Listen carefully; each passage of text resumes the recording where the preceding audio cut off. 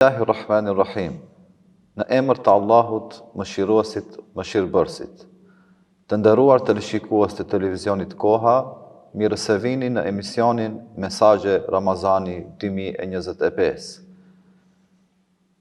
Jemi në xhamin e fshatit Pirok, ku bashkëbiseduesi ynë me të cilin do të bisedojmë rreth vlerës së syfirit dhe iftarit është hoxha i kësaj xhamie, Muhamet Zeqiri. I nderuar, mirë se vini. Mirë se u gjetëm edhe juve, mirë se erdhët në xhamin tonë që erdhët na vizituat bashkë në këtë muaj të bekuar të Ramazanit. Ju falemnderit. Ju falemnderojmë që na mirëpritet. Cilat janë begatit të mirat cilat i jep syfiri? A'udhu billahi minash shaitanir rajim. Bismillahirrahmanirrahim. Alhamdulillah wassalatu wassalamu ala ashrafil anbiya'i wal mursalin. نبينا محمد وعلى آله وصحابته ومن تبعهم بإحسان إلى يوم الدين رب اشرح لي صدري ويسر لي أمري واحلل عقدة من لساني يفقهوا قولي أما بعد. Padyshim se falënderimet dhe lavdërimet I takojnë vetëm Allahu Dhul Xhelal, krijuesit të gjithësisë, I cili na dha mundësinë që ta presëm edhe një muaj të bekuar si është muaji I Ramazanit. Salavatet dhe selamet, përshëndetjet më të përzemërta ja dërgojmë mësuesit të njerëzisë, Muhammed Mustafas, familjes së tij të pastër, shokëve të tij fisnik dhe gjithë ata besimtarë të cilët e ndjekën dhe do të ndjekin rrugën e tij me vendoshmëri deri në ditën e gjykimit. Fillimisht të shfrytëzoj rastin që juve dhe të gjithë teleshikuesit I përshëndes me përshëndetjen e paqes. Assalamu alaikum wa rahmatullahi wa barakatuhu. Paqja, shpëtimi, mëshira, mirësitë si dhe begatitë e të madhit Allah qofshin mbi gjithë juve. Dhe në njëjtën kohë ju dëshiroj mirëseardhje këtu në xhamin tonë dhe ju falenderoj që edhe neve këtë vit na zgjodhet që të jemi pjesë e programit tuaj, sadopak që edhe ne të marrim shpërblimet nga ky program inshallah. Allahu juve u dhash të bereqet dhe ju dhash mbarësi në këtë projekt që jeni duke e bërë. Amin, faleminderit. Për sa I përket pyetjes tuaj në lidhje me syfirin dhe iftarit, neve fillimisht falenderojmë Allahun Dhul Xhelal I cili na dha një muaj të bekuar siç është muaji I Ramazanit. Vetë muaji I Ramazan është një begati dhe një rahmet dhe një mëshirë e madhe nga ana Allahu Dhul Xhelal, por Ramazani në vete ngërthen bereqete të shumta. Në gjatë Ramazanit besimtari ka shumë mirësi, shumë bereqete, shumë të mira, e prej të mirave të Ramazanit është edhe sifiri. Me thonë ne këtu do të përqendrohena për çështjen e sifirit, se çka ka thonë Zoti në Kur'anin famulart, edhe pejgamberi alayhi salatu vesselam se çfarë na tregon në lidhje me sifirin. Si pika e parë, me thonë duhet ta dina se koha e sifirit fillon pas mesnatës deri në imsak ose në agimin e mëngjesit, dhe me thonë, siç nifet të kene, imsaki është koha ku ndërpritet, dhe me thonë, ushqimi, edhe pas mesnatës fillon, mirë po, pejgamberi alayhi salatu vesselam neve në një hadith të tij na thot tasahharu fa inna fi suhuri baraka. Thot bëni sifir, hani sifir se me të vërtet në sifir ka bereqet. E ku shifet bereqeti, dhe me thonë I sifirit? Bereqeti I sifirit shifet në atë se Allahu Dhul Xhelal e lëshon mëshirën e tij tek robërit e tij, sepse një besimtar I cili e çon urdhrin Allahu Dhul Xhelal në vend, edhe pejgamberit alayhi salatu vesselam, padyshim se është në mirësi të mëdha. Vet Zoti në Kur'anin famullar thot: "Faman yuti illaha wa rasulahu faqad faza fawzan azima." Një njeri I cili thot e respekton Allahun, urdhrin e Zotit dhe urdhrin e pejgamberit alayhi salatu vesselam, s'ka dyshim se ai ka fituar një fitore jashtëzakonisht të madhe. Pra, është më rëndësi që besimtari të bëjë sifir për arsye se në të ka bereqete të shumta, por për fat të keq ndodh tek ne që dikush nuk e ka tradit të haje sifir, ose për shkak se e ka dëshirë gjumin, ose për shkak se nuk ja din vlerën e sifirit, edhe pas sifir bëhet flene, e kështu që ai për fat të keq gjithë të mirësi, të bereqetet që I ka përmend Allahu dhe pejgamberi ato ne I shkojnë huq. Kështu që neve duhet të jena të kujdesshëm, të nderuar besimtar, që të ham sifir, edhe atë në qoftë se nuk mund të ham në ushqimet të rregullt, bërëm të ham diçka të thjesht. Ka thënë pejgamberi alayhi salatu vesselam, thot ai I cili han sifir edhe në qoftë se veç me hurma, pak e prishën, ajo është e bereqet, është gjoja e madhe, gjoja e mirë për atë që ai mos e lënë sifirin as pak. Po ashtu është më rëndësi ta përmendim këtu se një njeri i cili ngrihet dhe e çon urdhrin e Allahut dhul xhelal në vend dhe bën sifir për hir të asaj që është ngrohtë dhe të bëjë sifir, që nesër e bën një jetë që ta xheroje, për këtë arsye thot Allahu dhul xhelal edhe me lajqet, edhe Zoti çon salavate, edhe me lajqet thot lutën, bëjnë istigfar për këtë person që ai Allahu atë ta falja, Allahu atë ta mëshiroje, për arsye se ai ngrihet dhe bën një jetë përgatitet që ta xheroj ditën e nesërme, që me atë edhe të arrijë kënaqësinë e Allahut dhul xhelal. Përveç ushqimit që preferohet të hahet në kohën e sifirit, ka diçka tjetër që preferohet në këtë kohë? Shiqoni, besimtari pasi që të ngrihet të hajë sifir, është më rëndësi të përmendim para se çfarë mund bëjë diçka tjetër. Pejgamberi alayhis salatu wassalam na ka urdhëruar që sifirin mos e hana herët, po ta vënojmë sifirin. Do të thonë, një prej suneteve të pejgamberit sallallahu alajhi wasallam që sifiri të vënohet, do të thonë të hahet sa më afër imsakit, sa më afër mëngjesit. Kjo është tradita e pejgamberit sallallahu alajhi wasallam. Kemi një rast ku pejgamberi sallallahu alajhi wasallam tregon një sahabi, kemi qenë bashkë me pejgamberin sallallahu alajhi wasallam, thosh hajshim në sifir, edhe prej momentit kur e kemi hëngur sifirin deri në moment thot kur e falem namazin e sabahit, diku te 50 ajete kuranore kemi mund me lexuar, që do të tregoje se pejgamberi se me ka praktikau pak para imsakit, domethënë ka hëngur sifir, edhe pastaj një pjesë diku 50 ajete kuranore sa me lexu, ka pushu, ka bë lutje, zikër, edhe pastaj ka fal namazin e sabahit. Domethënë neve do të jemi të kujdesshëm që edhe në qoftë se ham sifirin, mundohena sa më afër imsakit, do të thonë të ham sifirin. Po ashtu, këtë kohë neve na mundsohet se është e preferuar se edhe me hadith të pejgamberit alayhis salatu wasalam, me një hadith na tregon i dërguari i Muhammed Mustafa e thot se Allahu dhul xhelal në pjesën e tretë të natës zbret në qiellin e dunjas, edhe thot, a ka kush që të më lutet që unë t'i përgjigjem, a ka kush që të kërkoj që unë t'i jap, a ka kush që të kërkoj falje që unë t'a fali. Pra është një moment i artë që përveç se ne e krijm një urdhër të Allahut dhul xhelal, e ham sifirin dhe përgatitena që nesër në ditën e nesërme të kena më shumë energji, më shumë forcë, se në moment që një njeri që han sifirin edhe ma lehet do ta kese agjërimin e ditës së nesërme, se njeriu ka nevojë për proteina, për energji, për forcë, edhe ai s'ka dyshim që edhe ditën e nesërme do ta kalojë edhe më bukur. E kështu që në njëjtën kohë do ta shfrytëzoje që të bëje istigfar, kur gjithë njerëzit flejnë, ai është i zgjuar edhe i lutet Allahu dhul xhelal për gjitha nevojat, dëshirat, problemet që i ka, telashet që i largoi Allahu dhul xhelal, edhe njëjtën kohë është një mirësi e jashtëzakonshme që përveç lutjeve, duave që bëjnë madhrimin Allahu dhul xhelal që ja bësh, njeriu do të përgatitet edhe të falë edhe suneten e sabahit, do të falë edhe farzet e sabahit. Pra ne e dina se me një hadith pejgamberi alayhis salatu wassalam thot një person i cili fal në 2 rekat sabah të namazit të sabahut, thot është më e vlefshme dhe më mirë për atë sa me pas çka ka në qiell dhe tokë dhe mes tokës dhe qiellit.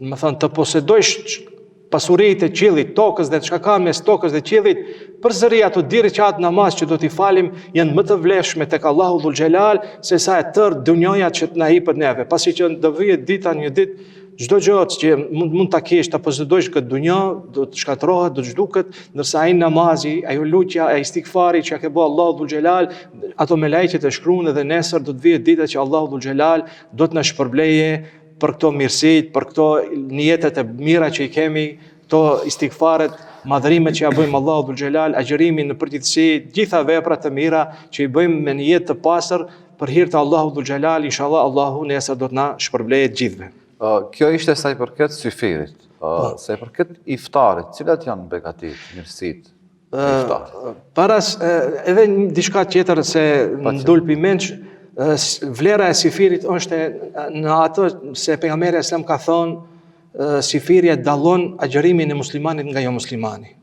Do të thonë, neve kur ngrehen ham si thirr, ne tregojmë se jemi musliman, se edhe jo musliman të agjerojnë, por ato nuk kanë si thirr. Edhe ne, dhe me thënë ajo që ka na dallon neve si musliman, është ajo se ne ham si thirr dhe agjerojmë, pastaj vjen koha e iftarit edhe prishim. Tash, përse i përket iftarit, s'ka dyshim se edhe koha e iftarit në Islam ka një rëndësi të jashtëzakonshme, është një rëndësi të madhe.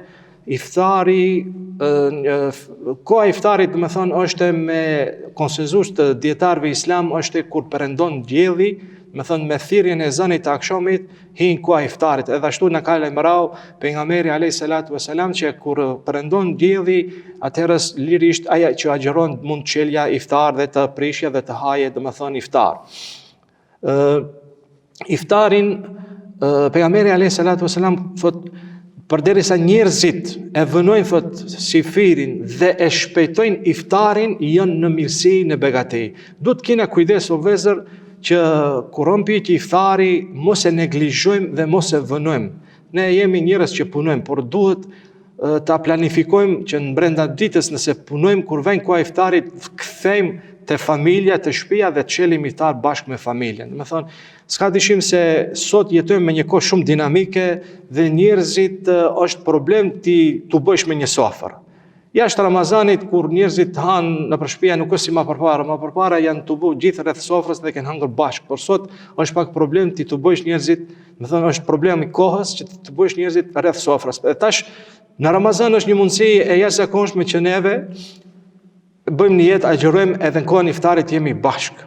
Edhe të mundohena që pak para iftarit t'jena me familjen pranë sofrës edhe të bëjmë lutje, dua edhe ta presëm iftarin. Më thonë, një prej suneteve të pejgamberit është që iftarin ta ham në kohë me një herë dhe mos e vënojmë. Kjo. E dita është pejgamberi ka urdhëruar që iftarin ta çelim sipas mundësive me hurma. Në mungesë të hurmave, ka thonë pejgamberi selam me ujë.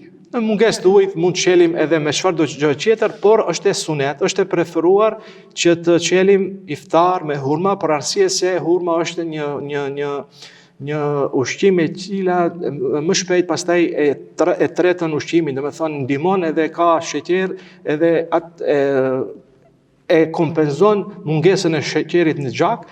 Por në njëjtën kohë edhe ujti, kur pim ujit, do të thonë e kshujmë eqen, do të thonë edhe ndihmon për tretjen e ushqimit e ujit.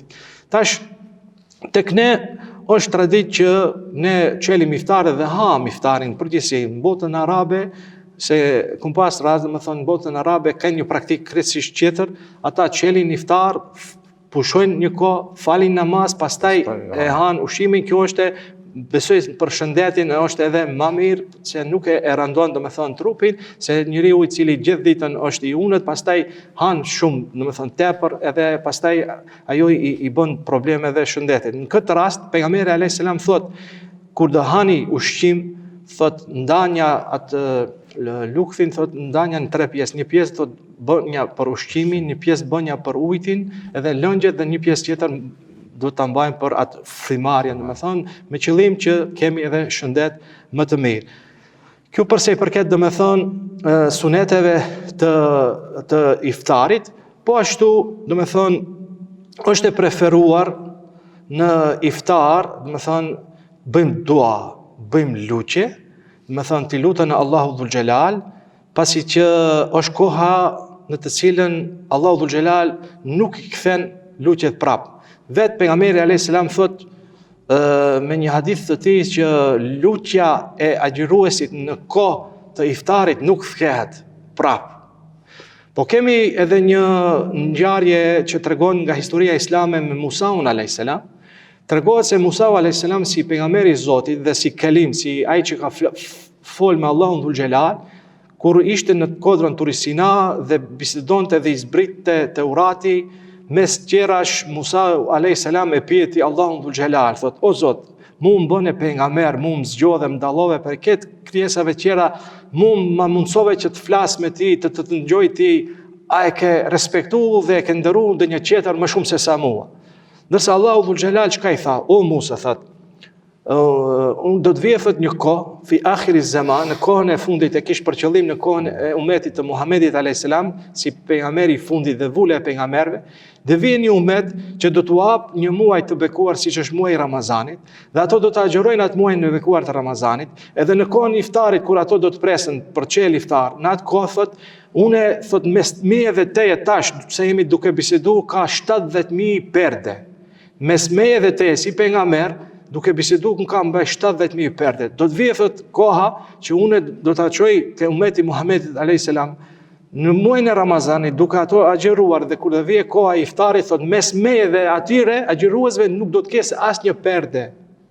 Asnjë perde. Çka do të thosë kjo? Se Allahu dhul xhelal i ndëgjon luqet tona, dëshirat tona, edhe neve duhet mundohena këtë kohë ta shfrytëzojmë maksimum, se më vjen keq që shumë kush e neglizhon këtë kohë. Ja dhe veje koha e iftarit dhe flene, ja dhe mirët me televizor, ja dhe mirët me telefon, ja dhe haxhoje kohën kohë dhe nuk e shfrytëzon për fat keq lutje, pasi që lutje koha e artë për të bë dua, për të bë lutje tek Allahu dhul xhelal që Allahu nuk i kthen. Po do pyesim çfarë do të lutemi. Secili njeri ka ato problemet e veta, ato telashet e veta, ato dëshirat e veta. Secili njeri duhet ato dëshirat e veta që ka t'ja drejtojë Allahu dhul xhelal. Se Allahu thot në Kur'an thot, a ka kush që të më lutet, se ai që i lutet Allahu i përgjigjet. E kështu që ne duhet mundohena ta shfrytëzojmë këtë kohë, t'i lutena Allahu dhul xhelal me dëshirat, domethënë nevojat tona. Po kemi ne edhe lutje profetike që pejgamberi alayhis salatu wasalam me një rast tha në kohën e iftarit, tha, u zhduk, tha, etja. Ato damarët, tha, u freskuan kur qelim iftar. Mirë po, tha, mbet shpërblimi. Edhe në fakt ashtu është. Njeriu në vërtet gjatë agjërimit lodhet, me thënë e mundon agjërimi, por kur vjen koha iftarit, ajo harohet, ajo lodhja, ajo etja, çka do të jetë? Do të jetë shpërblimi inshallah te Allahu dhul xhelal. Po prej lutjeve të preferuara që ne mund të lutena, është edhe një lutje që është më e shkurt dhe më e thjesht. Allahumma leke sumtu wa bika amantu wa alayka tawakkaltu wa ala rizqika aftartu. O Zot, thot, për ti agjëroj, o Zot, në ti besoj, o Zot, në ti të mbështetem dhe nga risku i jit bëj iftar. Edhe kjo një prej lutjeve që ne mund t'i lutena Allahu dhul xhelal, por thash, çdo njëri duhet t'i lutet Allahut mbas nevojave dhe dëshirave që i ka ai, që inshallah Allahu të gjitha lutjet tona në këtë muaj të bekuar të Ramazanit Allahut na i plotësojë. Allahu inshallah të na falja neve, të na falja gjithë prindrit tanë, të gjithë besimtarët inshallah ditën kur do të hapëm llogari përpara atij Allahu dhul xhelal. Dhe për fund të nderuar i hoxh, një mesazh për shikuesit. Po tash, pasi që jemi në muajin e bekuar të Ramazanit, muaj i rahmetit, mëshirës, i faljes, kjo mundësi ne i për një herë në vit. Çdo vit Ramazani përsëritet. Edhe për këtë arsye mundohena vëllezër të respektuar dhe motra që të shfrytëzojmë në maksimum. Të shfrytëzojmë në maksimum, me thënë, të gjitha begatit dhe mirësit që i përmenëm tash, po që ka edhe shumë begatit dhe mirësit qera muaj bekuar i Ramazanit. Mundohena që me veprat, me punët tona, që të arrim rahmetin, mëshirën Allahu dhul xhelal, të arrim faljen Allahu dhul xhelal, edhe mbi të gjithat ato, inshallah e arrim edhe atë 10 netëshin e fundit, natën e kadrit që ka vlerë të jashtëzakonshme, inshallah të arrim edhe atë shpëtimin nga zarmi i xhenemit, edhe mbi të gjithat këto lutje, këto vepra, këto punë të mira që i bëjmë, të arrim kënaqësinë e Allahu dhul xhelal, pasi që ajo është edhe synimi kryesor i joni si besimtar, që ne me veprat tona, me punët tona, me jetët tona, të arrim kënaqësinë e Allahu dhul xhelal, edhe inshallah të arrim ditën e Fitr Bajramit, edhe të dalëm të pastruar, të falur inshallah si besimtar, edhe Allahu të jesë i kënaqur me neve inshallah. Edhe një herë ju faleminderit. Ju faleminderit edhe juve që ishit pjesë e këtij emisioni. Ju dëshirojmë jetë gjatë, shumë suksese gjatë misionit tuaj. Të nderuar teleshikues, jemi në fund të emisionit. Ju dëshirojmë agjerim të lehtë dhe të pranuar deri në takimin e radhës. Asalamu alaikum wa rahmatullahi.